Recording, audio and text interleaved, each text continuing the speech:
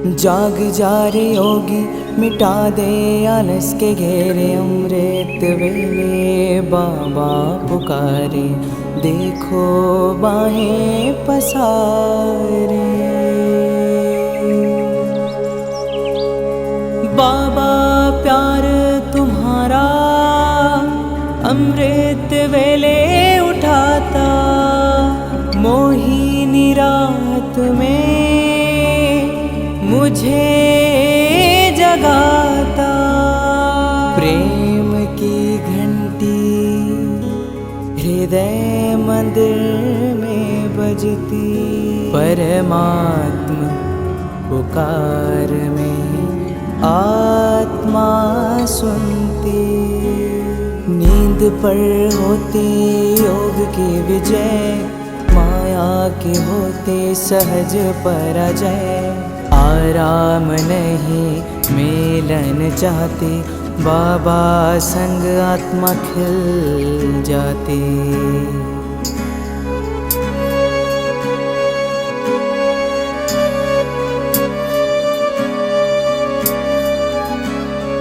अपने कहा रात को अलविदा, परवाना हुआ क्षमा पे फिदा। समय से पहले बाबा जगाते, नयन खुलते ही मिलन कराते। प्रेम में भीगा मन संकल्प मुस्काते, माया के बंधन स्वयं कट जाते। ठंडी गर्मी बारिश अब तप के साथी, मौसम की मार अब ना डराती। सोना अब आराम नहीं माया है, नींद अब अमृत नहीं विष का साया है। कमाई नहीं ये ऊर्जा की चोरी है, सुस्ती की धुन में बजी माया की लुरी है।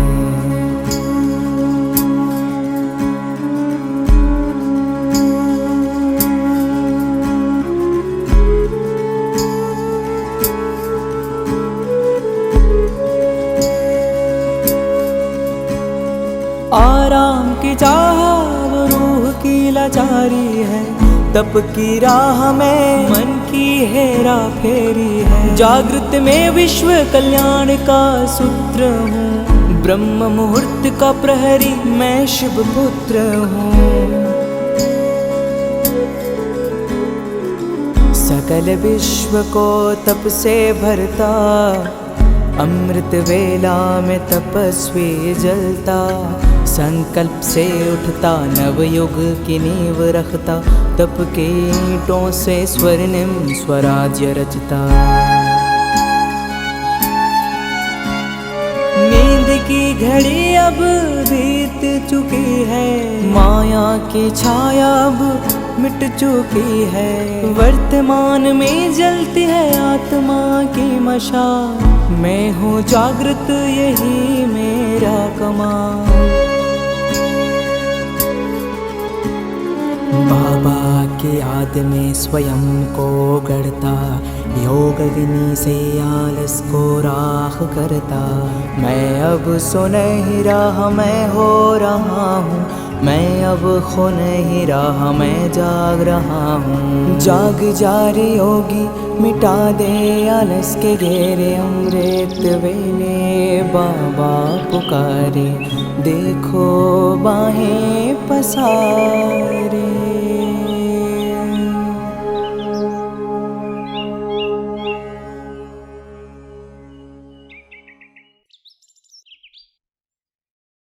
ஓம் சாந்தி. 89வது நாள் அமிர்த வழிபட்டி.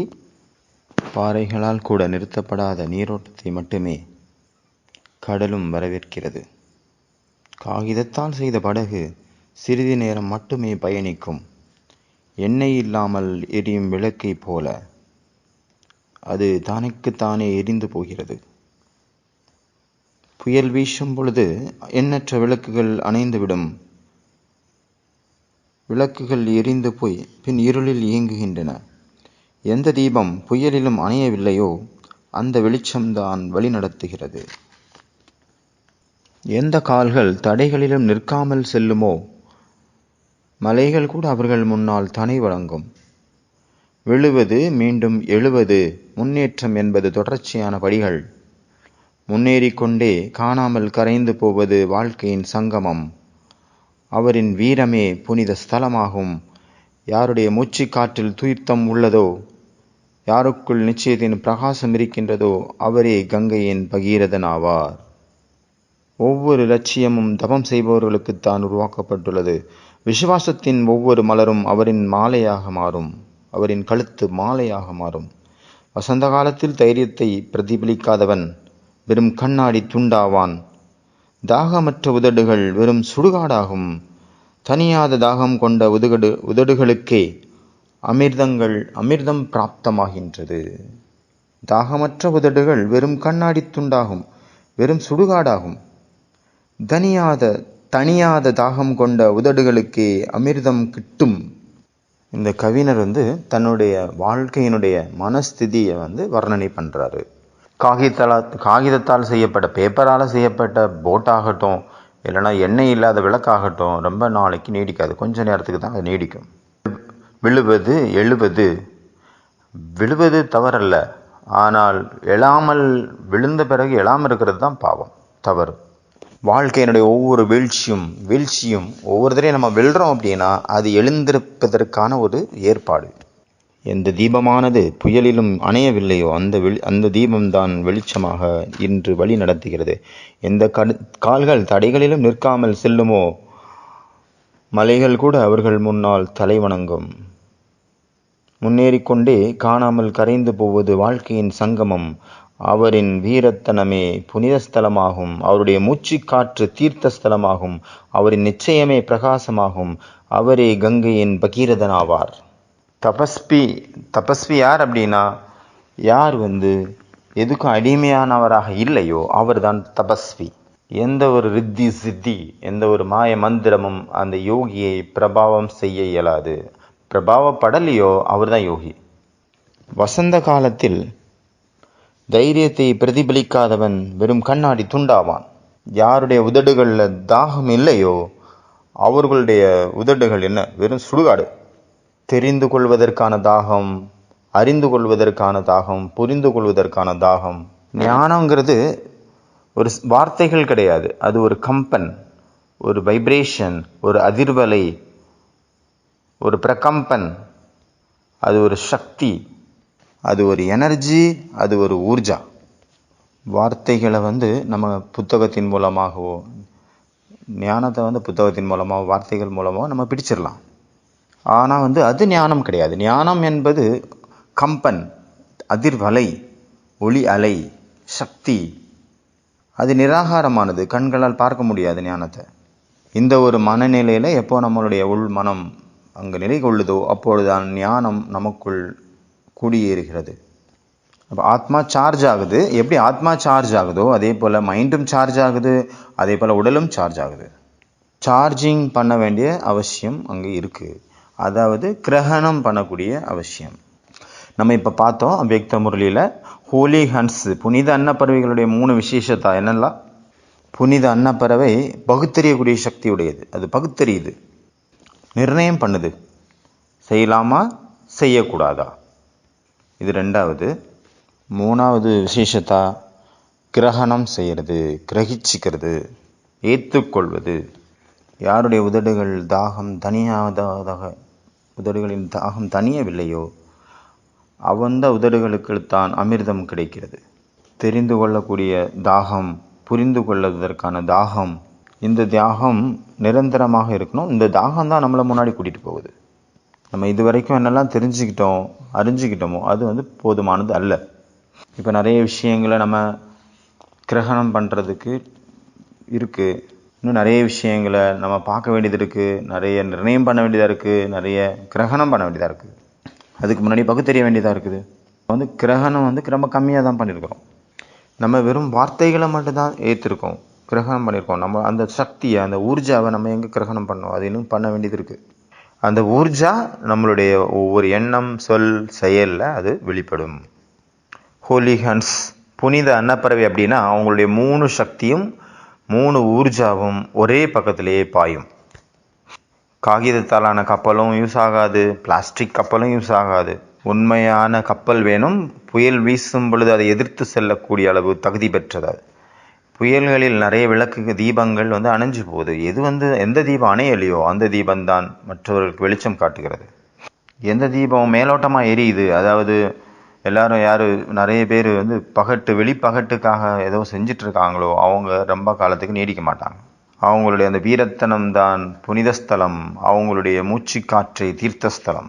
யாருக்குள்ள அந்த நிச்சயத்தின் பிரகாசம் இருக்கின்றதோ அவர்கள்தான் கங்கையின் பகீரதன் ஆவார்.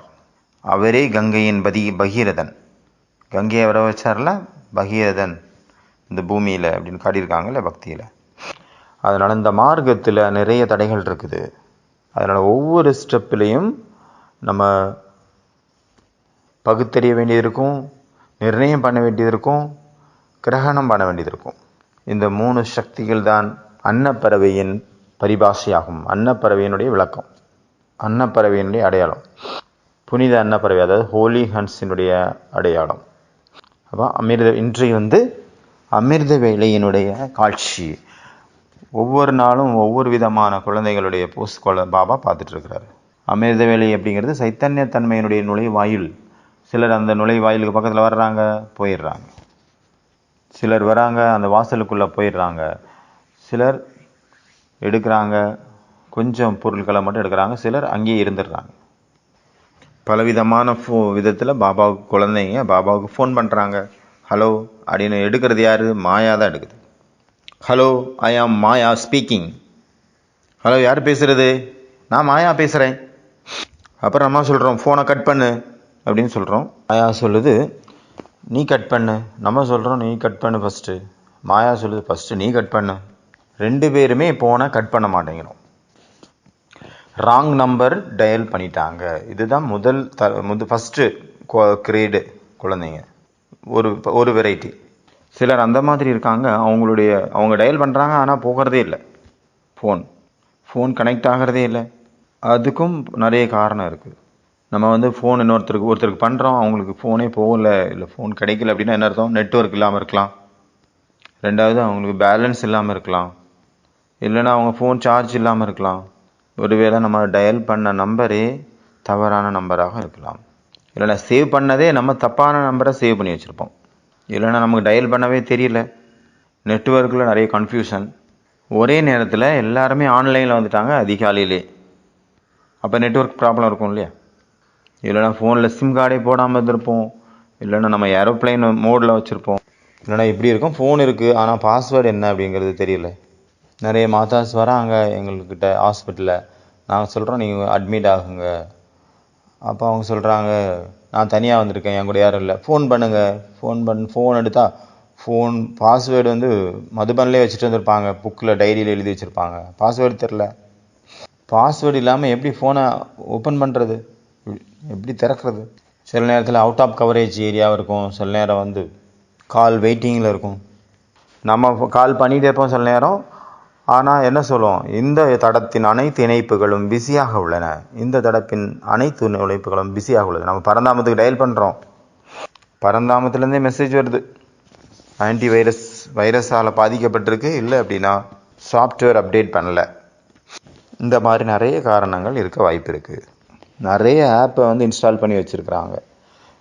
அதில் மாயாவும் கொஞ்சம் ஆப்பை அது இன்ஸ்டால் பண்ணி வச்சுருக்கு.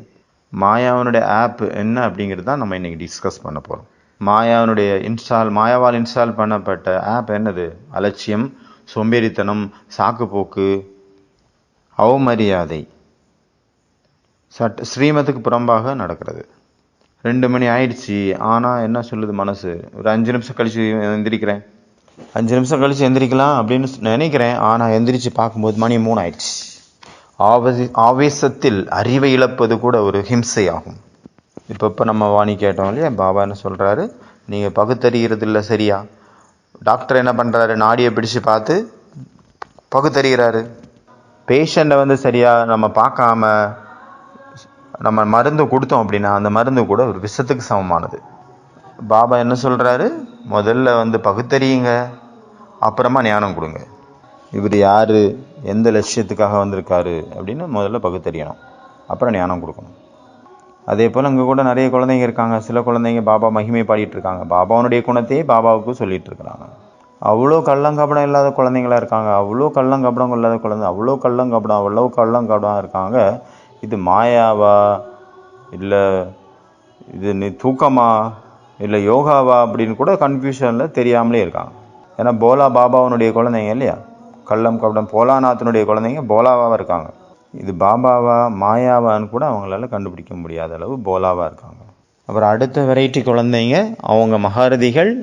அவங்க ஒயர்லெஸ்ஸாக இருக்காங்க, வைஸ்லெஸ்ஸாக இருக்காங்க, விகாரமற்ற நிலையில் இருக்காங்க, பாபா கூட கனெக்ட் ஆகியிருக்காங்க. இவங்க ரொம்ப பவர்ஃபுல்லான குழந்தைங்க. இவங்கக்கிட்ட அன்லிமிட்டெட் டேட்டா இருக்குது, அன்லிமிட்டெட் நெட்வொர்க் இருக்குது. இவங்களுடைய நெட்வொர்க்கு எப்போவுமே இல்லாமல் போகிறதே கிடையாது. எப்போவுமே நெட்வொர்க் இருக்கும். அவங்க எந்திரிச்ச உடனே பாபா கூட கனெக்ட் ஆகிடுறாங்க. டயல் பண்ண உடனே பாபா கூட கனெக்ட். இவங்க உட்கார்ந்த உடனே பரந்தாமத்தினுடைய வாசலுக்குள்ளே என்ட்ராயிடுறாங்க. ஒரு நல்ல சிந்தனை என்ன அப்படின்னா, இப்போ யாருக்காவது நான் கோர்ஸ் கொடுக்குறேன், இல்லைனா அவங்களுக்கு பட விளக்கம் கொடுக்குறேன், இல்லைனா நான் வாணி படிக்கிறேன் அப்படின்னா, ஷிபிர் எடுக்கிறேன் அப்படின்னா, அவங்க எப்படி இருக்கும், இந்த மாதிரி ஒரு நினச்சி பாருங்கள். நான் வந்து பரந்தாமத்தினுடைய வாசலுக்கு உள்ளே இருந்து நான் எடுத்துகிட்டு இருக்கேன் கோர்ஸு அப்படின்னு நினச்சா எப்படி இருக்கும்? நான் எங்கே உட்காந்து முரளி சொல்கிறேன், எங்கே உட்காந்து கோர்ஸ் சொல்கிறேன், எங்கே உட்காந்து ஸ்பீச் பண்ணிகிட்ருக்கிறேன். ஆடியன்ஸு இங்கே இருக்காங்க இந்த பூமியில், நான் எங்கே இருக்கேன், பரந்தாமத்தினுடைய கேட்டில் இருக்கேன். பரந்தாமத்தினுடைய அனைத்து சக்திகளும் எனக்குள்ளே இருக்குது. இன்றைக்கி வந்து 3 ஹோம்ஒர்க், இந்த 4 விதமான நிலையினுடைய ஒரு காமிக் பிக்சர் நீங்கள் வரையணும். ஒன்று வந்து இன்றைக்கி ராங் நம்பர் டயல் பண்ணீங்க. முதல்ல வந்து நான் பாபா நினைவில் உட்காந்துருக்கேன், அப்புறம் டயல் பண்ணுறேன், அது மாயா கூட கனெக்ட் ஆகிடுச்சு. அங்கேருந்து சப்தம் வருது, நான் மாயா. அப்புறம் கட் பண்ணிட்டேன், மறுபடியும் நான் டயல் பண்ணுறேன், அவ்வளோதான், பாபாவோடைய நினைவில் வந்துட்டேன். அப்போ காலையில் என்ன பண்ணுது, அதிகாலையில் மாயா இன்டர்ஃபியர் பண்ணுது. மாயா கூட ரொம்ப பவர்ஃபுல்லாக இருக்குது. நிறைய பேர் மாயா கிட்ட கூட யோகா பண்ணுறாங்க. 2 பேர் யோகாவுக்கு வராங்க, ஒன்று பாபா, இன்னும் மாயா. இவங்களுடைய வாடிக்கையாளர்கள் வேறு, அவங்களுடைய வாடிக்கையாளர்கள் வேறு, கஸ்டமர்ஸ். சிலர் வந்து மாயா கூட யோகா பண்ணிகிட்ருக்காங்க, சிலர் பாபா கூட யோகா பண்ணிகிட்ருக்காங்க. அதனால் இதை பகுத்தறியணும், அப்புறம் சாட்சி ஆயிடணும், ஸ்திரமாயிடணும். இது ஃபஸ்ட்டு ஹோம்ஒர்க்கு. 2வது ஹோம்ஒர்க் வந்து ஒயர்லெஸ் மெடிடேஷன். நான் உட்காந்தேன் யோகாவில், என்னுடைய வைஃபை டைரெக்டாக பரந்தாமத்தில் கனெக்ட் ஆகிடுச்சு. இதுதான் வைஃபை கனெக்ஷன். பாபா கூட யோகா கனெக்ட் ஆகிடுச்சு. இது வந்து பாபாவுடைய ஹால் லாக். இது 3வது ஹோம்ஒர்க்கு. பாருங்கள் ஃபோனில் பாபா எப்பப்பெல்லாம் ஃபோன் பண்ணார், ஆனால் நான் எடுக்கலை, ஆனால் அங்கே காட்டுது கால் லாகில் மிஸ்டு கால். சாயங்கால நேரத்தில் நம்ம பார்க்கும்போது அங்கே என்ன காட்டுது, நிறைய மிஸ்டு கால். எத்தனை மிஸ்டு கால்? அவர் வந்து சாப்பாடு டைமில் கால் பண்ணார், ஆனால் நான் எடுக்கலை, மிஸ்டு கால். ஒவ்வொரு டைம்லேயும் அவர் மிஸ்டு கால் கொடுத்தாரு, அவர் கால் பண்ணார், அது மிஸ்டு காலாக காட்டுது.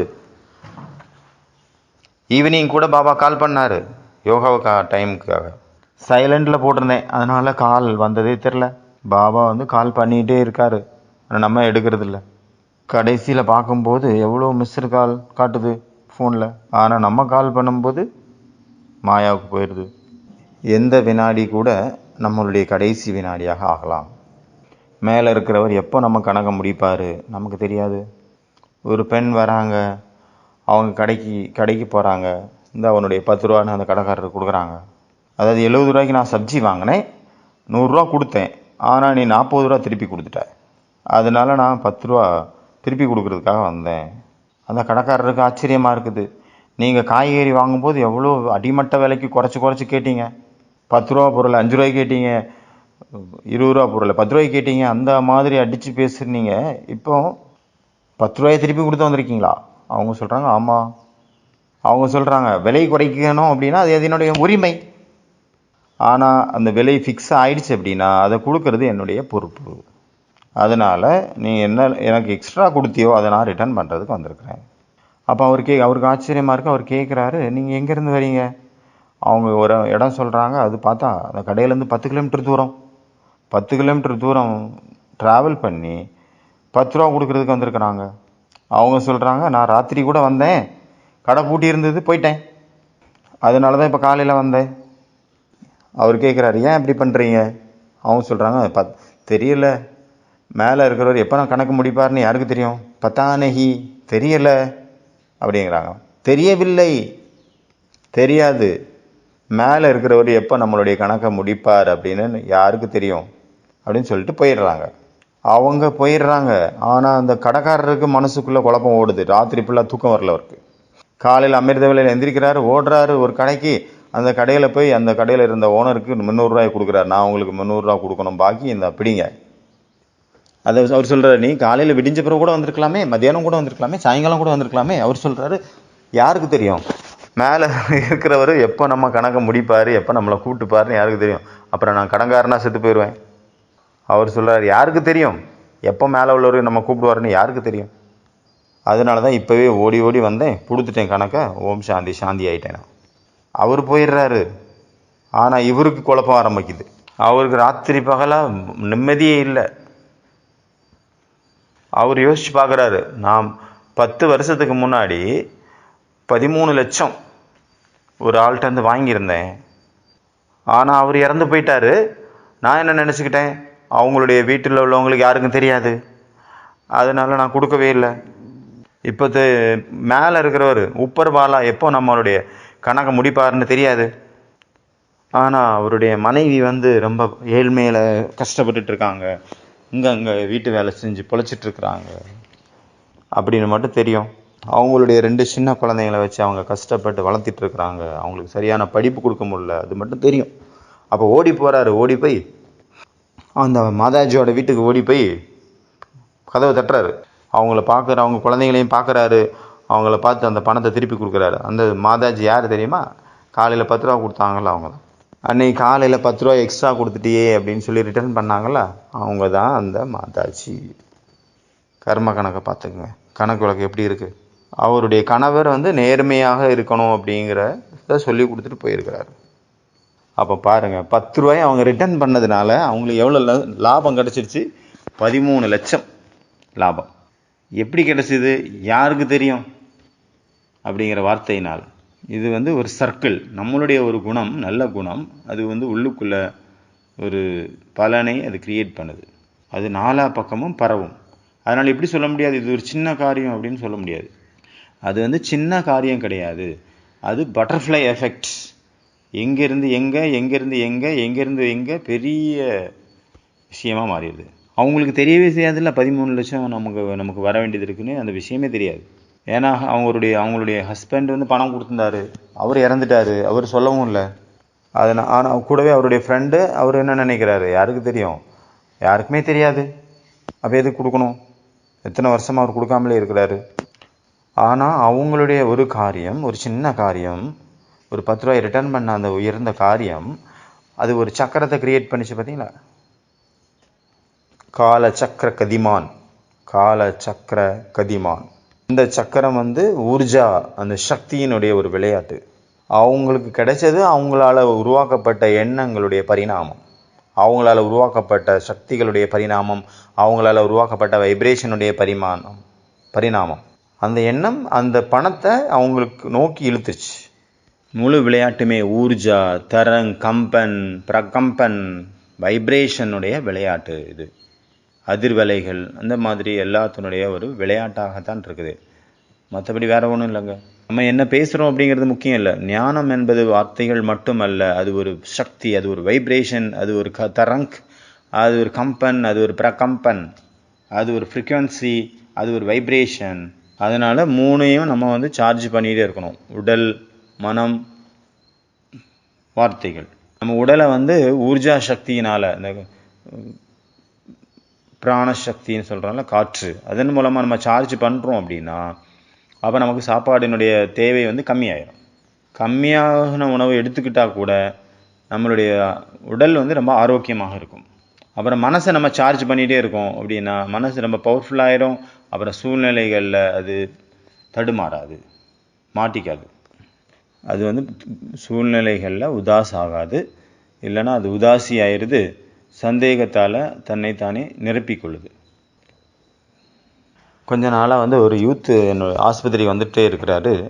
அவர் வந்து சொல்லிட்டே இருக்காரு, என்ன சிடி ஸ்கேன் பண்ணுங்கள், அந்த செக் பண்ணுங்கள், அந்த செக் பண்ணுங்கள். எனக்கு உள்ளே என்ன தோணுது அப்படின்னா, எனக்கு ஏதோ இருக்குது அப்படின்னு தோணுது. எனக்கு கேன்சர் இருக்குமோ, லங்ஸ் கேன்சர், நுரையீரல் கேன்சர் இருக்குமோ அப்படின்னு எனக்கு தோணுது. அவங்க அம்மா சொல்கிறாங்க, நான் இவனுக்கு காசு தர மாட்டேன், இவன் வந்து சும்மா சொல்லிட்டு திரிகிறான். அவருக்கு என்ன தோணுது, எனக்கு ஏதோ இருக்குது, ப்ளீஸ் நீங்கள் செக் பண்ணுங்கள், ஒரு தடவை சிடி ஸ்கேனாவது நான் பார்க்குறேன் அப்படின்னு சொல்கிறாரு. பார்த்தா ஒன்றுமே இல்லை. ஆனால் அவருக்குள்ளே செக் பண்ணி பாருங்கன்னு சொல்லிகிட்டே இருக்கிறார். ஏன்னா மனசுக்குள்ளே ஒரு விஷயம் எப்போ உட்காந்துருச்சோ அப்போ வந்து உடல்லையும் நம்ம இருக்கிற மாதிரி ஃபீல் ஆகிட்டே இருக்குது. அதனால் மனசை சார்ஜ் பண்ணி அதை கிளியர் பண்ணணும், மனசை பவர்ஃபுல்லாக மாற்றணும். அடுத்து ஆத்மாவை சார்ஜ் பண்ணணும். யோகா அப்படின்னா என்ன அர்த்தம்? ஊர்ஜா, அந்த சக்திகளுடைய பரிமாற்றம். அந்த சக்திகளை வந்து நீங்கள் ஒன்று சேர்க்கணும். அதாவது மதுபனுடைய 4 தாமம், 4 தாமம் இருக்குல்ல, அது கூட நம்ம நெற்றிக்குள்ளே தான் இருக்குது. பாபா ரூமு, குடிசை, ஹிஸ்ட்ரி ஹால், மதுபனுடைய முற்றம், சாந்தி ஸ்தம்பம், ஓம் சாந்தி பவன் எல்லாமே நம்ம நெத்திக்குள்ளே, அந்த ஆத்மாக்குள்ளே தான் இருக்குது, இங்கே தான் இருக்குது. சொர்க்கம், பரந்தாமம், சூட்சுமவதனம் எல்லாமே இங்கே தான் அடங்கி இருக்குது, உள்ளுக்குள்ளே, ஆத்மாக்குள்ளே. ஆஹா ஆஹா இங்கே தான் இருக்குது, ஐயோ ஐயோ அதுவும் இங்கே தான் இருக்குது, நெத்திக்குள்ளே இருக்கக்கூடிய அந்த ஆத்மாக்குள்ளே. ஆஹா ஆஹாங்கிற அந்த 10 சூத்திரங்கள் இங்கே தான் இருக்குது, ஐயோ ஐயோங்கிறதுக்கும் 10 சூத்திரம் இங்கே தான் இருக்குது. அதாவது காரணங்கள். பாபா சொல்கிறார்ல, ஆஹா மதுபன், ஆஹா பாபா, ஆஹா முரளி, ஆஹா மதுபன், ஆஹா பிரம்மா போஜன், ஆஹா தாதி, ஆஹா ஆஹா எனது பாக்கியம், ஆஹா ஸ்ரீமத், ஆஹா பிராமண பரிவாரம், ஆஹா பிரம்மா போஜன். அதனால் ஐயோ ஐயோன்னு சொன்னாலும் சரி, ஆஹா ஆஹான்னு சொன்னாலும் சரி, அது நம்மளை தான் டிபெண்ட் பண்ணியிருக்குது, அதுக்கு நம்ம தான் காரணம். இன்றைய பாப் தாதாவினுடைய மகா வாக்கியம் நம்ம ஏற்கனவே ஹோம்ஒர்க் பார்த்தாச்சு. இப்போ பாயிண்ட்ஸ், பாபா சொன்ன பாயிண்ட்ஸை பார்க்கலாம். எப்போ வந்து அமிர்த வேலை ஆரம்பமாகுதோ அப்போ 4 பக்கம் இருக்கக்கூடிய எல்லா குழந்தைகளும் நம்பர் போடுறாங்க, டயல் பண்ணுறாங்க, அதுக்கு முயற்சி பண்ணுறாங்க. நம்பர் கிளியராக லைன் கிளியராக இருக்கிறதுனால சிலருக்கு நம்பர் டக்குன்னு கிடச்சிருது, சிலருக்கு கிடைக்கிறது இல்லை. நம்பர் போட்டு அதை டயல் பண்ணுறதுலே டைம் போயிடுது. சிலருக்கு வந்து நம்பர் கிடச்சிருது, சிலர் வந்து உடனே கட் ஆயிடுது. அவங்க நம்பர் டயல் பண்ணது பாபாவுக்கு, ஆனால் நடுநடுவாக மாயாவும் கனெக்ஷனில் வந்துடுது. இந்த உலகத்தில் சில நேரம் உங்களுக்கு யாராவது ராங் நம்பர் கிடச்சிச்சு அப்படின்னா அவங்க சொன்னால் கூட கட் பண்ண மாட்டாங்க. நீங்கள் அவங்களுக்கு சொல்லுவீங்க கட் பண்ணுன்னு, அவங்க உங்களுக்கு சொல்லுவாங்க கட் பண்ணு.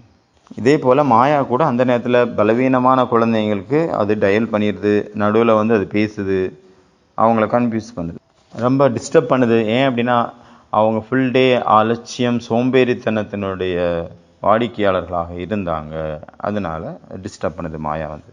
அந்த மாதிரியான குழந்தைங்களை விசேஷமான அந்த நேரத்தில் மாயா வந்து பழி வாங்குது, சோம்பேறித்தனமாக நடந்து கொண்டதற்கான பழி தீர்த்துக்குது.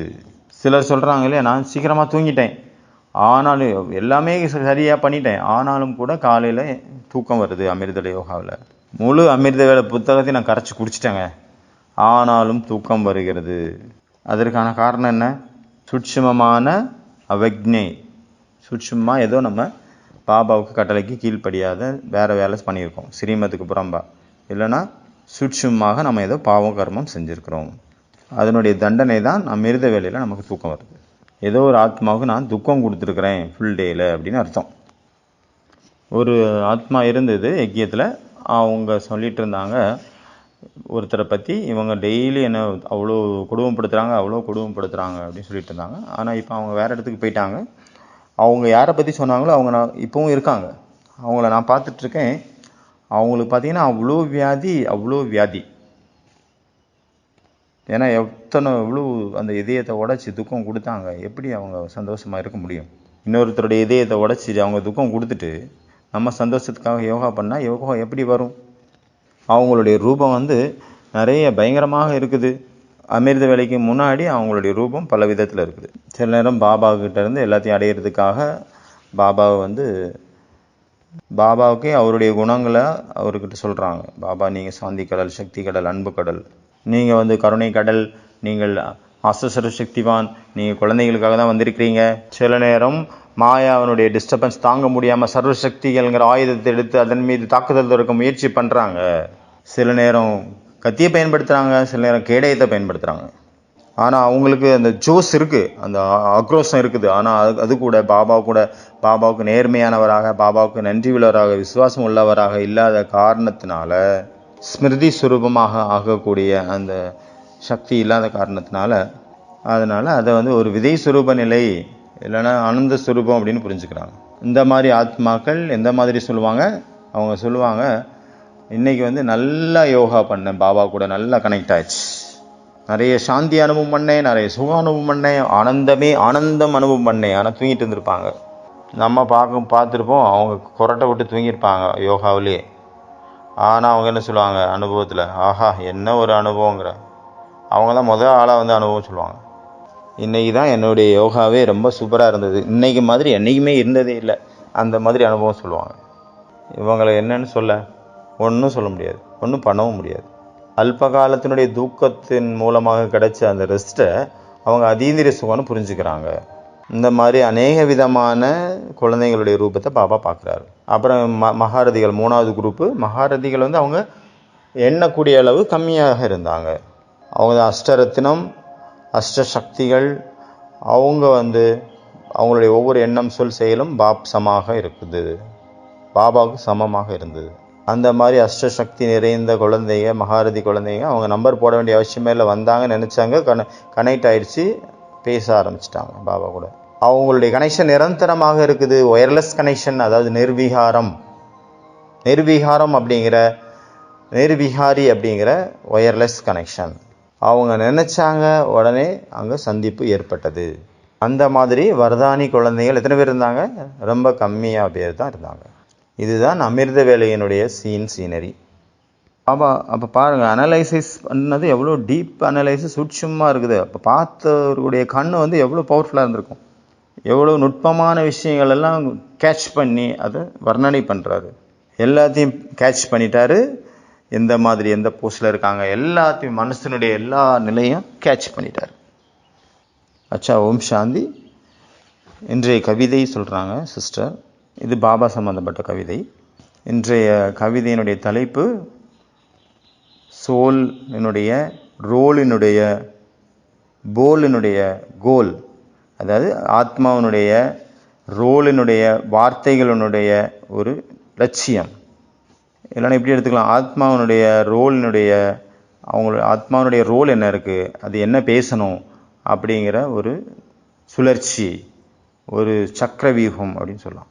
ஆத்மாவினுடைய அந்த ரோலின் வார்த்தைகளுடைய ஒரு சுழற்சி, ஒரு பொம்மலாட்டம். ஆத்மாவினுடைய வார்த்தைகள் தூய்மையினுடைய ஒரு லட்சியம். ஆத்மாவினுடைய வார்த்தைகள் எப்படி இருக்கணும்? தூய்மையாக இருக்கணும், அதுதான் லட்சியம். அன்பான வார்த்தைகள் தான் அந்த சோலினுடைய ரோல். சோலினுடைய வார்த்தைகள் ரொம்பவும் இனிமையானது, ரொம்பவும் விலை மதிப்பற்றது. இதை யாரால் புரிஞ்சுக்க முடியும் அப்படின்னா, சுப்ரீம் சோலால் மட்டும்தான் புரிஞ்சுக்க முடியும். இந்த சக்கரம் 84 ஜென்மத்தினுடைய ஒரு சுழற்சி. இந்த 4 யுகத்திலையும் சோலுடைய ரோல் ரொம்பவும் சூப்பரான ரோல். பரமாத்மாவிற்கு சோலினுடைய ரோல் ரொம்ப பிடிச்சிருக்கு. இதை புரிந்து கொள்பவர் யார் அப்படின்னா, அவங்க தான் பியூர் சோல். மாயாவினுடைய ரோல், அதனுடைய வார்த்தைகளில் மாட்டிக்காதுங்க, அந்த சுழற்சியில் மாட்டிக்காதுங்க, அந்த புதைகுழியில் மாட்டிக்கொள்வீர்கள். ஒவ்வொரு ஆத்மாவுடைய ரோலும் ரொம்ப அன்பாக இருக்கிறது. ஆனால் நீங்கள் இருக்க வேண்டும் சதா நியாரா பியாரா. பரமாத்மா தான் அனைத்தையும் விட உயர்ந்த சுப்ரீம் சோல். பரமாத்மா தான் உயர்ந்த சோல். அவர்தான் நமக்கு அன்பின் மலையை நனைய வைக்கிறார், அன்பில் சுற்றவிடுகிறார். சோலினுடைய வார்த்தைகள் குறைவாக பேசுங்க, மெதுவாக பேசுங்க, கம்மியாக பேசுங்க, அன்பாக பேசுங்க, இனிமையாக பேசுங்க. இந்த மாதிரி வார்த்தைகளை மட்டும் பேசுங்க. பரமாத்மாவுடைய இனிமையான அன்பான சோலினுடைய அந்த வார்த்தைகள் பாபாவுக்கு சமமாக இருக்கணும், கூடவே தேவதைக்கு சமமாக இருக்கணும். விஸ்வ கல்யாணக்காரியாக ஆகி ஒவ்வொரு ஆத்மாவையும் பரமாத்மா சோல் கூட அந்த சோல்களை இணைக்கணும். உங்களுடைய கோல் என்ன? நம்ம சோக வாட்டிகாவுக்கு போனோம் இப்படி கிடையாது, சோக வாட்டிகளில் மாட்டிக்கணும் அப்படி கிடையாது. பரமாத்மாவுடைய மகா வாக்கியம் தான் சிறந்த வார்த்தை. மற்ற எல்லாருமே மாயாவினுடைய வார்த்தைகள். மாயாவினுடைய வார்த்தைகளை பேசக்கூடியவங்க என்ன ஆயிடுவாங்க? கீழே விழுந்துருவாங்க. இதுதான் சோலினுடைய வார்த்தைகளுடைய ஒரு சுழற்சி. தலைப்பு. ஓம் சாந்தி. அச்சா, ஓம் சாந்தி.